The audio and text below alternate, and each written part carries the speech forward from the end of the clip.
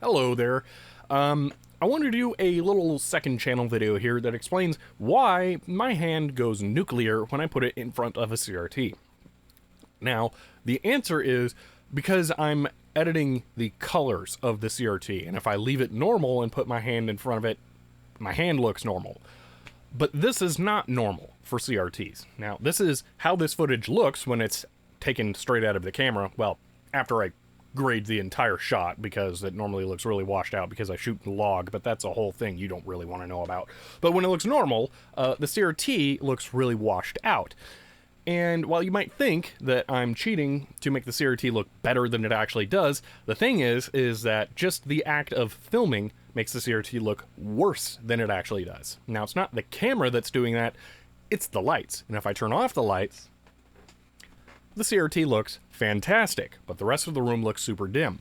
Now, this is actually the regular ambient lighting that I use in this room every day when I'm not filming. This is fine for me as a person just existing in here. It is not fatiguing amount of light. It could be a little brighter, but it's not that bad.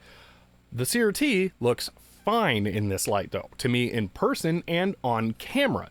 The thing is that when you have a lot of light on a CRT, it actually becomes extremely washed out. Now, this is just because of how CRTs work. If I take this same image and I put it on the LCD of this laptop, it doesn't look anywhere near as bad. That's because CRTs have a phosphor coating that is excited by the electron gun way in the back, but that phosphor coating can also be excited by light from the front.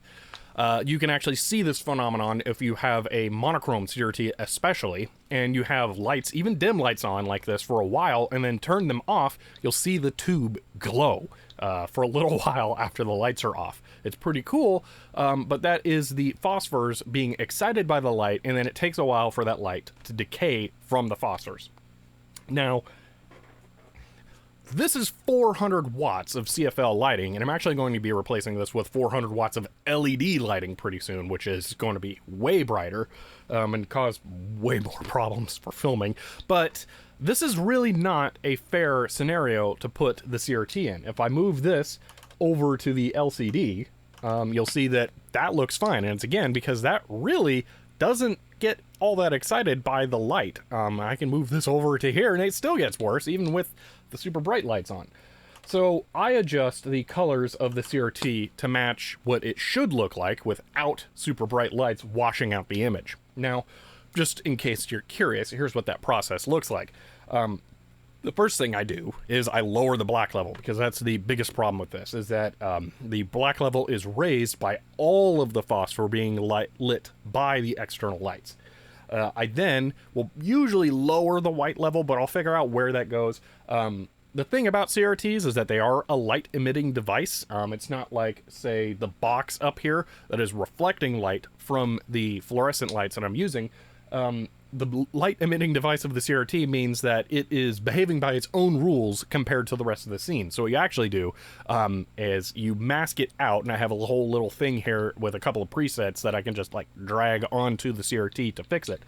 And I actually bypass the rest of my grades entirely. The grades are how you do color changes, so that I can just work on it. Now, another thing that has to do with the CRT being a light emitting device is the color of the CRT. Now, the lights, the actual filming lights, will be a particular color balance. The ones I have are trying to be 5600 Kelvin, but I have my white balance set to 4200 right now, and I will probably tweak that a little bit once I do my filming, but this was most likely white balance to like a sheet of printer paper or something.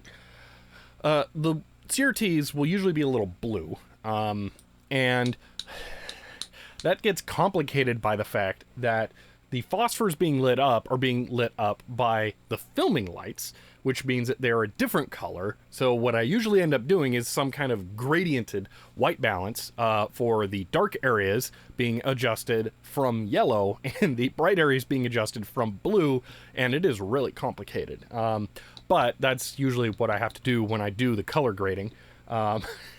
It's not fun. And then lastly, I have to increase the saturation of the colors because they just don't look normal elsewise. And because I shoot in log, which Really messes up a lot of stuff. I also do some gamma adjustment to try and make it look a little more normal, but I won't get into that. So that's pretty much what I have to do to make the CRT look normal, but the downside is if I put my hand in front of it, it looks weird. Now, if I make it normal or washed out, then my hand looks fine, but then the CRT doesn't look good, so we're not going to do that. Now, I'll go ahead and address really quick here the possibility of doing screen capture. Overlaying screen capture looks good. It's a pain to like 3D adjust the image so that it looks normal over there, and yeah, it's possible. Not always practical, especially if I like wiggle my table, which people love so much.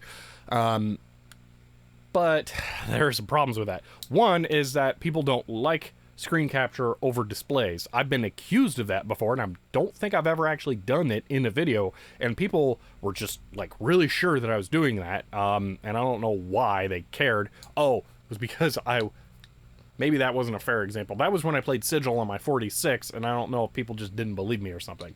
But I got a lot of comments on that video, people accusing me of doing screen capture over an LCD, which they also thought was a CRT, because it has really thick bezels, and that was a whole thing. But screen capture, not a good fit. So I'm just not going to do that. Plus, then it gets even weirder because my hand will go behind the image. So no, I'm not going to do that. There are also technical reasons why that's not a good idea.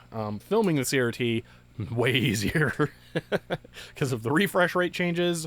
Well, that doesn't turn out great on here either, but there's a whole lot of problems. So anyway, I hope that answers all of your questions. My hand goes nuclear because I have to fix the image of the CRT, and I am fixing it. I'm not exaggerating it. So yeah, all right. Hope that answers your questions. I get a lot of comments about this, and I just don't have the time to respond to every one of them. So if I get a video that starts to get a lot of comments about this, I'll probably just pin this video as a comment. It'd be nice if video responses were still a thing, but oh well. So yeah, hopefully that answers your questions, and if you asked a comment, hopefully you just find this video, and then you'll know what happens. But that's it for now, and I'll see you next time.